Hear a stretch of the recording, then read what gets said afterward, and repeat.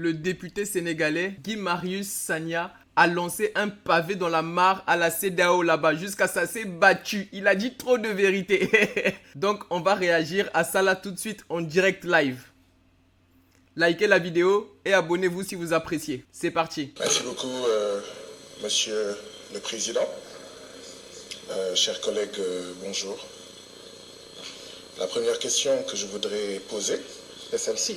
Est-ce que c'est le Parlement, notre Parlement, qui a demandé à ces deux organisations, parce que le Parlement a vu qu'il y avait un besoin et leur a dit « Venez exposer devant les députés » ou est-ce que ce sont ces deux organisations qui ont demandé à être invitées pour venir ici? Je veux savoir. Bonne question, très bonne question. Quel est le lien entre le Parlement de la CEDEAO et ces deux organisations? Merci bien.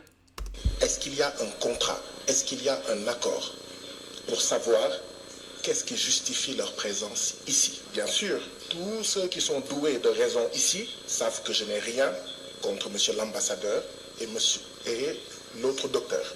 Je n'ai absolument rien contre eux. Je suis même gêné, très gêné d'avoir à parler ici, d'avoir à dire ce que je vais dire devant eux. Parce que les choses que je veux dire, j'aurais dû les dire en leur absence.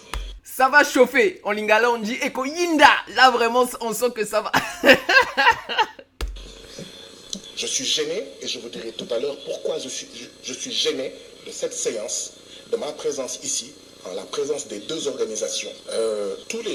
Il est mentionné dans le rapport de la CIDH, il me semble, il est mentionné dans le rapport de la CIDH des régimes autoritaires qui dominent et répriment les contestations de leurs citoyens. Ces gouvernements répressifs violent les droits fondamentaux de leurs citoyens, ce qui entraîne une instabilité et des troubles permanents dans la région. Mais tous les jours là, c'est ce que certains d'entre nous disent ici, en citant nommément des pays. A-t-on besoin de leur présence pour dire ça?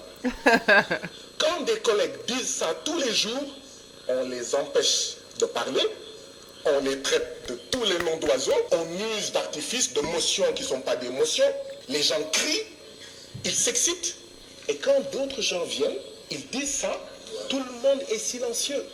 Les Français disent « nul n'est prophète chez lui ». Chers collègues, on a eu besoin d'eux pour dire ça ici. Certaines femmes et certains hommes ici le disent tous les jours, mais on les regarde. Oh, qu'est-ce que tu fais ici? On va même faire une pétition pour que tu retournes dans ton pays et que tu ne reviennes pas. Mais quand eux le disent, ça passe. Tout le monde est cool, silencieux. Monsieur le Président, avez-vous remarqué ça? Vous qui rappeliez hier à la session l'article 72 du règlement intérieur. Ils ont dit la même chose que moi. Mais aujourd'hui, personne ne rappelle l'article 72 du règlement intérieur. Il y a un problème. Il faut que des étrangers viennent ici pour nous dire, des experts, alors que chacun d'entre vous est expert et experte, et on se tait. Mais quand un collègue dit la même chose, on serre les poings, on bande les muscles, on montre le tronc. Je vais vous dire quelle est la différence. La seule différence, c'est que, et c'est pourquoi la CIDH a manqué de courage, la seule différence, c'est que la CIDH a dit, je ne vais citer aucun pays. Dans le rapport, il n'y a aucun pays. Comment vous allez soigner un mal sans savoir que le mal se trouve au Nigeria, le mal se trouve au Sénégal, le mal se trouve au Cap-Vert? Vous dites non, non, non, on va mettre tout le monde dans le même sac. Non, il est très fort là, son analyse elle est très pertinente. Quand on critique des pratiques politiques au Sénégal, quelqu'un va dire « Ah non, je suis ami à Diomaye Faye, je suis membre du même parti que lui, laissez tomber le Sénégal. » Quand quelqu'un va critiquer le Libéria, « Ah non, je suis ami au président du Libéria. Vous ne touchez pas le Libéria, vous pensez que vous êtes supérieur au Libéria. » Mais quand quelqu'un vient ici dire que nous sommes là gentils là, comme des poules mouillées. Voilà la première remarque que je voulais faire. Et je ne voulais pas la faire devant eux. C'est une des raisons pour lesquelles je suis gêné de le dire ici devant eux. Je suis sûr que quand ils disent ce qu'ils disent, il y a des gens qui pensent à des pays qu'ils n'ont pas cités. Disons-nous la vérité. Il y a des gens qui ont dit le Sénégal fait partie de là, tel pays fait partie de là, tel pays fait partie de là. Ils n'ont pas cité, mais on voit des pays. Non, on ne peut changer les choses que dans la vérité. On ne peut transformer les choses que dans la vérité. Ce Parlement doit être un médecin. Mais pour qu'il soit un bon médecin, il faut qu'il fasse de bons diagnostics. Et un diagnostic, ce n'est jamais facile. Quand on vous annonce que vous avez le cancer, ça ne fait pas plaisir. Tu dis vrai. Quand on vous annonce que vous avez la leucémie, ça ne fait pas plaisir. Quand on vous annonce que vous avez le VIH, ça ne peut pas faire plaisir. Mais il faut vous le dire pour que vous preniez conscience que voilà le remède que vous voulez prendre, que vous devez prendre si vous voulez guérir. Merci. Mais ici, non, je suis désolé. L'hypocrisie. Hier, monsieur le président, vous n'avez pas été bon avec moi. Aujourd'hui, vous êtes en train de faire la même. Vous pouvez m'imposer cela. Non, mais j'ai remarqué depuis hier, c'est la deuxième fois que vous êtes président dans cette session. Je suis le seul à qui vous faites ça. Je suis le seul à qui vous faites ça. Vous lisez vous donnez des motions qui ne sont pas des motions. Vous rappelez des articles qui n'ont rien à voir avec moi. Si vous m'imposez de m'asseoir, je vais m'asseoir. Mais je tiens à dire devant toute la plénière, je suis le seul que vous traitez comme ça. Mais ça, c'est les bons éléments. Quelqu'un qui te dit la vérité, il n'y a pas mieux en fait pour toi et pour t'aider à avancer. Mais les gens, je ne sais pas pourquoi, tellement ils sont dans l'hypocrisie, ils n'aiment pas ça. Pourquoi je suis gêné? Parce qu'on a une organisation dont la capitale se trouve à Washington, qui vient nous parler, nous. Washington, qui a largué la bombe à Hiroshima et à Nagasaki, vient nous parler de droits de l'homme à nous qui n'ont jamais largué de bombe à Hiroshima et à Nagasaki. Merci mon frère. Et surtout, c'est que c'est à nous-mêmes là qui avons écrit la première charte des droits humains de l'humanité. Et pour ça, merci au Mali avec c'est la charte de Kurukonfunga, hein, qui est la première charte des droits de l'homme. Ça vient d'Afrique et du Mali, pardon. Nous là, on peut pas nous apprendre c'est quoi droits de l'homme, parce que c'est nous-mêmes on a inventé le concept là, c'est nous on maîtrise ça. Une organisation dont la capitale se trouve à Washington.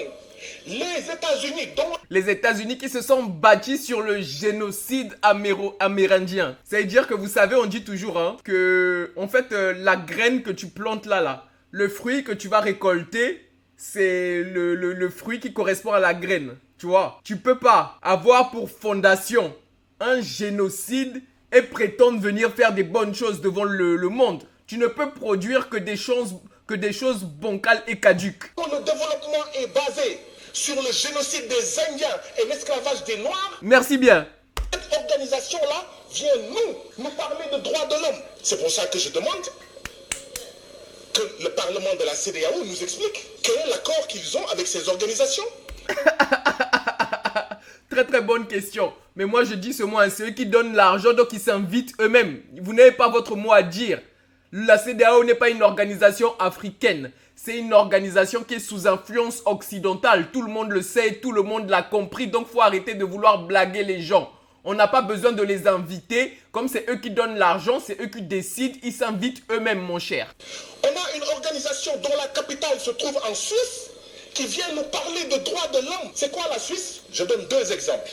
La Suisse, c'est là où certains de nos dirigeants qui ont volé l'argent du peuple, qui fait qu'on n'a pas de santé, on n'a pas d'éducation, ont caché dans leur banque notre argent. Et une organisation basée dans ce pays-là vient nous donner des leçons de droits de l'homme et nous sommes gentiment assis. La Suisse, c'est le pays où se trouve la société Nestlé qui fait du Nido et du Cerelac avec des taux de sucre supérieurs dans nos pays, avec des taux de sucre faibles au Royaume-Uni et en Allemagne.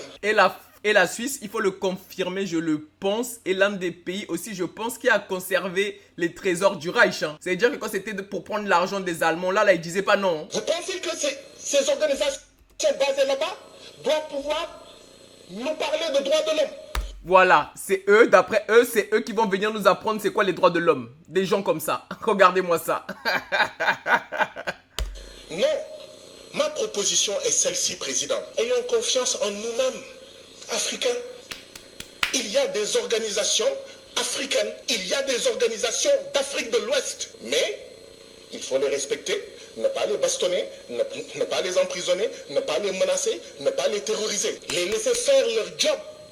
Parce que la CEDEAO a besoin d'un regard critique, mais un regard africain, un regard d'Afrique de l'Ouest. Arrêtons d'aller prendre des organisations dont la capitale est Washington et la Suisse. Monsieur le Président, savez-vous que la CIDH, qui s'appelle Commission internationale des droits de l'homme, elle a été créée par une organisation qui s'appelle Organisation des États d'Amérique. Tout est dit, je pense. Organisation des États d'Amérique qui a créé dans les années 50 la CIDH. Nous, on ne prend pas une organisation créée par l'OIA, une organisation créée par la CEDEAO, mais on la laisse libre. Hein? On ne la crée pas pour lui dire, tu dis ce qu'on veut entendre. On va chercher une organisation créée par l'Organisation des États d'Amérique. C'est pour ça qu'elle a son siège à Washington. Mes collègues ont raison. La sagesse populaire africaine du Sénégal dit que le umbel sa sankal, umbel sa kersa. Ça signifie qui paye commande. Ceux qui veulent savoir qui paye là, qui sponsorise là, ce sont des États qui financent l'organisation basée en Suisse et l'organisation basée à Washington, qui veulent nous imposer une manière de voir, quand bien même parfois cette manière de voir peut être juste. Mais on n'a pas besoin d'un grand frère blanc basé à Washington et à Genève pour savoir la vérité. Nous n'en avons pas besoin. Je vais conclure, comme vous insistez. Je vais conclure, comme vous insistez. En 1236. Non mais là vous voyez déjà, il les a mis mal à l'aise, il a déjà dit trop de vérité. Là on veut vite qu'il arrête de parler. Et là ils sont pas bien dans leur siège et dans leur costume. Ils doivent se dire mais les patrons vont se fâcher, on va nous engueuler.